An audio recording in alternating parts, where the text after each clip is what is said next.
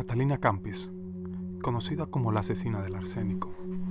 Su historia comienza en Pollença, Mallorca, hacia el año 1962. Catalina lanzó el martillo contra el espejo que llegaba hasta el suelo, haciéndolo añicos. Hubiera querido lanzarlo contra su marido o contra el mundo en general. En cualquier caso, lo lanzaba contra su propia insatisfacción. Su hijo Rafaelín, de 4 años, entró en el dormitorio, asustado, y al ver el manto de cristales que cubría el suelo, se echó a llorar.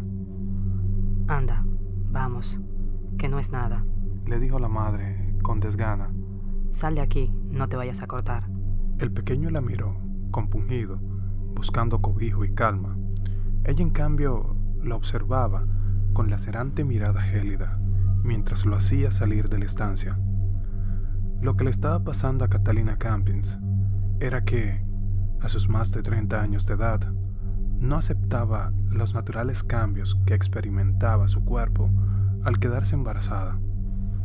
Ya le ocurrió con Rafaelín y ahora, en el segundo embarazo, se veía peor, incluso que en el primero. Se pasaba el día de mal humor. En aquel tiempo su carácter dominante fue a peor. Mientras su marido veía la televisión tumbado en el sofá, ella lo miraba, culpabilizándolo de sus desgracias, viendo en él al enemigo de su vida.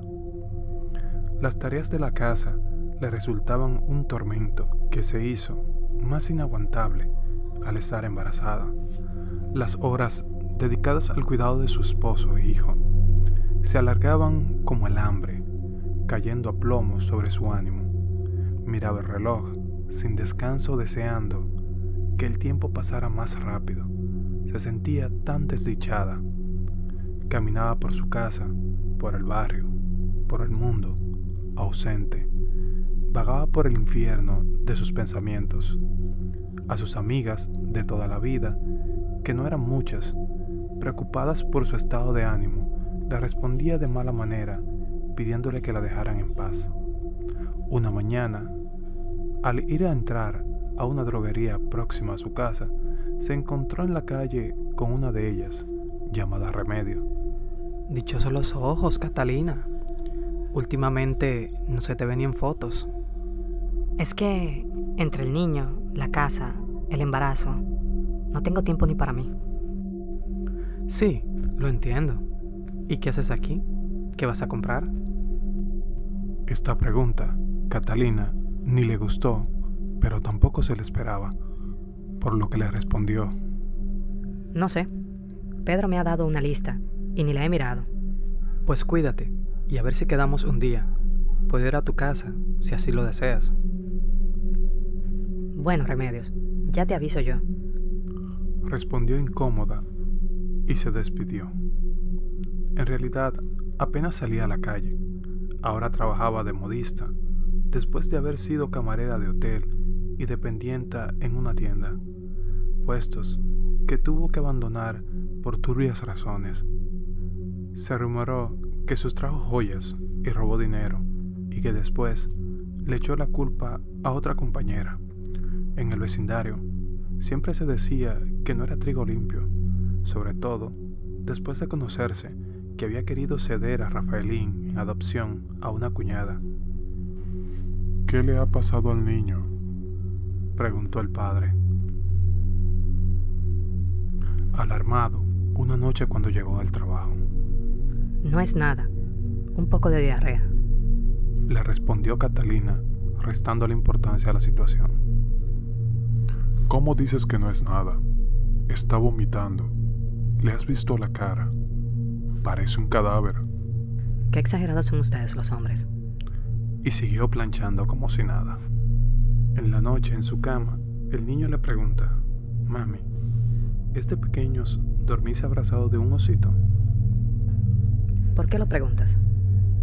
Rafaelín tragó saliva queriendo hacerse el valiente antes de responder. Porque echo de menos a mi oso Pepe, pero seguro es porque estoy malito, porque si no, a mí Pepe ya no me importara nada, que soy mayor ya. La madre rescató el peluche del armario del niño y se lo dio. El pequeño lo abrazó como si deseara con todas sus fuerzas encontrar en su amigo de tela la salud robada. Verás cómo ahora me pondré mejor, mami. Y se durmió aquella noche sin saber que le quedaba poca vida en su pequeño cuerpo de niño. De madrugada, Catalina le dio una manzanilla en la que había disuelto los polvos que llevaba tiempo administrándole en la comida. No sabe bueno, mami. Tómalo, te ayudará a curarte. Vale, está bien. Y se lo tomó todo sin protestar. ¿Y para Pepe? ¿No hay nada? A Pepe se lo daré por la mañana. Ahora sigue durmiendo, le respondió su madre. Cayó rendido, pero un par de horas más tarde, los vómitos lo sacaron de la cama temblando y ardiendo en fiebre. Lloraba del dolor de tripas, debido a una colitis aguda que le dejó extenuado en el hospital durante más de una semana. A los 4 días del alta hospitalaria, la diarrea volvió a castigarlo de nuevo, esta vez incluso peor que la anterior.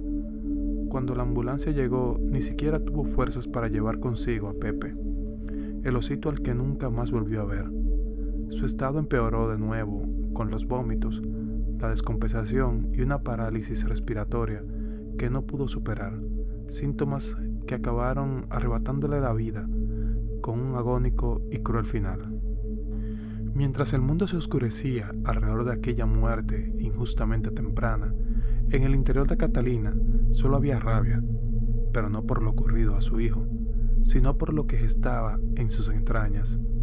A Pedro, el padre, en cambio, tras la muerte de Rafaelito, que era su viva estampa, le pasó la vida.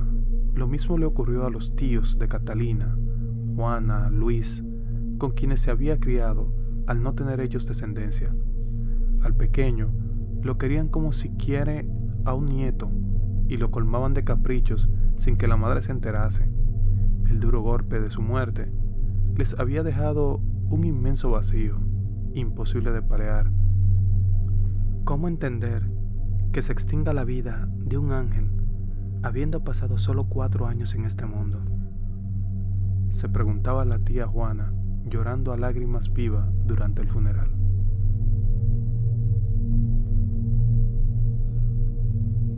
Al cabo de un tiempo de la desgracia, nació María Luisa, la dicha de una nueva vida, aunque no para su madre. Duró lo que una tormenta de verano. Cuando enfermó, su padre se alteró muchísimo. Aquellos vómitos le trajeron el fatal recuerdo de la agonía de su pequeño, y el alma se le rompió anticipadamente. No tiene nada que ver con lo que le pasó a Rafaelito. Tú siempre tan exagerado. Le soltó de mal humor Catalina, una tarde en la que Pedro, abrumado por el estado de la niña, dijo de llamar al médico. Mientras el doctor la examinaba en presencia de la tía Juana, solidaria y entregada como era habitual en ella, la madre de María Luisa paseaba sin rumbo por las calles, pensando en su mala suerte, en su anodina existencia, en el hartazgo de los mismos un día tras otro, limpiar, planchar, cocinar y encima tener que coser en casa. Ni una salida para divertirse, ni un restaurante que pisar, ni una cena con amigos, aunque jamás se planteó qué hacer para remediarlo. Cargaba toda la culpa al matrimonio, la familia, pero sobre todo a Pedro. De pronto se vio delante de una droguería y no lo pensó 2 veces, entró a comprar lo de siempre. Era febrero de 1964 y a María Luisa la mataron los mismos síntomas que a su hermano fallecido. No había cumplido los 2 años. Se acabaron los embarazos, se acabaron para siempre los niños, las preocupaciones, los desvelos, la falta de tiempo. Así pensaba Catalina, empeñada en resolver sus angustias tomando el camino más equivocado que pueda existir. Pedro afrontó tan mal esta segunda pérdida que se hundió. Así estuvo hasta que pocos años más tarde enfermó gravemente. Aquellas navidades de 1967 fueron las peores de su vida. Nunca se había sentido tan indispuesto, y a pesar de que Catalina se desvivía solo a ratos, Pedro, el hombre agradable y tranquilo, empequeñecido por la muerte de sus 2 hijos, seguía queriéndola e incluso la disculpaba. Es que tiene mucho trabajo, pero hace lo que puede, le comentó al tío Luis. Es 19 de enero de 1968. El desenlace se precipitó. Sucedió con suma rapidez. Catalina le cogió de la mano a su marido en el momento del último estertor. No te preocupes por mí. Le dijo, como si quisiera aliviarle el peso de irse. Pedro Cole abandonó este mundo en una fría jornada del invierno balear. Se llevó consigo el rastro de la verdad sobre su muerte y las que le precedieron. El día del entierro, Catalina regresó a su casa, liberada. Habían sido jornadas de mucho estrés entre el hospital, las visitas, el papeleo. Entró en la cocina y disfrutó del desorden de varios días sin atenderla. En el dormitorio, la cama se mostraba impúdica, con las sábanas deshechas, mientras que el baño era un desbaruje de toallas. Cogió una bolsa y tiró en ella con gusto el cepillo de dientes del marido, su bata, las zapatillas, el pijama. Adiós, Pedro. Adiós. Adiós. Empezó a cuidar su aspecto físico más que nunca. El espejo, cruel reflejo de la realidad de antaño, pasó a ser su mejor aliado. Aunque su físico no había sido tocado por la vara mágica y caprichosa de la belleza, ella se encontraba por fin radiante y hermosa. Compraba ropa, iba a la peluquería y evitaba a las amigas. Un domingo, en una cafetería, se le acercó un hombre para invitarla. Llevo tiempo fijándome en usted, le dijo, con la mayor finura de la que fue capaz, ante la que Catalina fingió ruborizarse. No era mujer tímida, precisamente. Su admirador resultó ser un taxista de su misma localidad, Pollensa, que conocía todas las desgracias sufridas por Catalina. Allí los sucesos recorrían calles y plazas para ir a morir en las esquinas del denso aire que cargan los rumores. Aprovecha el tiempo y la vida, que ya demasiado has tenido que padecer, le aconsejaba a su tío Luis. Mira, yo acabo de cumplir los 65 y pienso disfrutar al máximo de mi jubilación. Creo que me lo he ganado. Luis Palmer, todo un caballero, había hecho fortuna como comerciante. Se disponía a disfrutar de su retiro cuando empezaron los indicios de la falta de dolencia. Me castiga Dios por algo. Ahora que tu tía y yo disponíamos de todo el tiempo del mundo para pasarla bien, y mírame, no tengo fuerzas para nada. Me paso el día vomitando y yendo al baño. Parezco un viejo moribundo. No puedo más. El 5 de mayo de 1968, la tía Juana se abrazó a Catalina a los pies de la cama de su marido en el hospital. No puede ser que el Señor se lo quiera llevar ahora. Juana lloraba. ¿Qué voy a hacer yo sin mi Luis si se empeñaba en llevárselo? Sé que no es justo, tía, Le respondió Catalina, pero no podemos hacer nada ante lo que Dios dispone para nosotros. El problema era que no se trataba de un deseo divino, sino del suyo propio, que acabó con la vida de su tío recién comenzado el mes de mayo.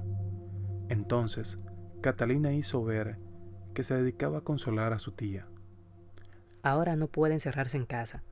Salga con amigas, debería viajar, siempre quiso hacerlo. La tía de Juana le hizo caso.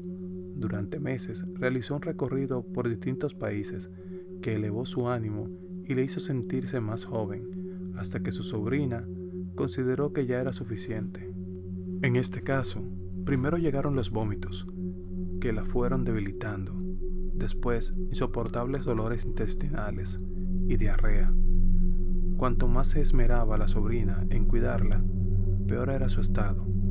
El médico le recomendó tomar muchos líquidos, caldos, tés, circunstancia que Catalina aprovechó para aumentar las cantidades del veneno suministrado. Las salidas con el taxista se intensificaron. Él se sentía útil en la vida de Catalina al hacerle creer ella que significaba un enorme consuelo. Habría podido resultar verosímil en sus circunstancias si no fuera porque Catalina no necesitaba ningún consuelo. El 18 de septiembre de 1968, su tía y madrina Juana María Domingo acabó muriendo debido a un colapso por gastroenteritis aguda. Al haberse producido 3 muertes parecidas en cuestiones de meses, el médico se negó al principio a afirmar la defunción de la tía. Le parecía demasiada casualidad, pero no tuvo más remedio que hacerlo. A partir de ese momento, Catalina podía disponer de una importante herencia familiar en Pollensa. Llamó la atención lo rápido que pareció recuperarse. Recobró una inusitada alegría, energía, vigor y unas ganas de vivir que contrastaban con la tragedia que acababa de padecer. Incluso su repentino enamoramiento dejó perpleja a sus amigas, incapaces de comprender semejante ánimo y comportamiento en alguien que había perdido no solo a sus tíos con los que había convivido como si fuera una hija, sino a su marido y a sus propios hijos. A los 9 meses de fallecer su marido, tiempo mínimo estipulado por la ley, de entonces para nuevo matrimonio, Catalina volvió a casarse, esta vez con el taxista que le pretendía. Era el 24 de septiembre de 1968. Una carta anónima remitida al juzgado alerta de que los 3 adultos fallecidos de la familia de Catalina habían estado bajo su cuidado. Ante las sospechas que venían a sumarse a los del médico, el juez ordenó la exhumación de los cadáveres. Tras la pertinente autopsia, se enviaron las vísceras al Instituto Anatomoforense de Barcelona y los análisis demostraron elevadas dosis de arsénico sódico, una sustancia para matar insectos en todos los casos. Catalina fue detenida en su domicilio por la policía. Para entonces, ya se había convertido en una mujer segura de sí misma y convencida de que vivía una segunda oportunidad en la vida, para la cual había asesinado a 5 familiares. Nunca pensó que la atraparían porque quizás estaba segura de haberlo hecho correcto para poder tener la vida que quería. En la cárcel, la tuvieron controlada en todo momento. Entre rejas, su desesperación aumentó. Escenificaba una angustia exagerada para que se apiadaran de ella, aunque de nada sirvió. A los 8 años de ingresar en la cárcel, la dejaron en libertad. Las calles de Pollensa se inundaron de silencio, de un silencio que la gente le lanzaba a la cara con gritos sordos. Todos la evitaban, menos su marido, a quien ella le hizo la escalofriante promesa de que estarían juntos hasta la muerte. Y esta fue su historia. Dale like y comparte si te gustó ese contenido. Déjame en los comentarios tu opinión sobre el tema. ¿Qué opinas sobre esta asesina? ¿Qué crees que debió haber pasado con ella? Hasta la próxima.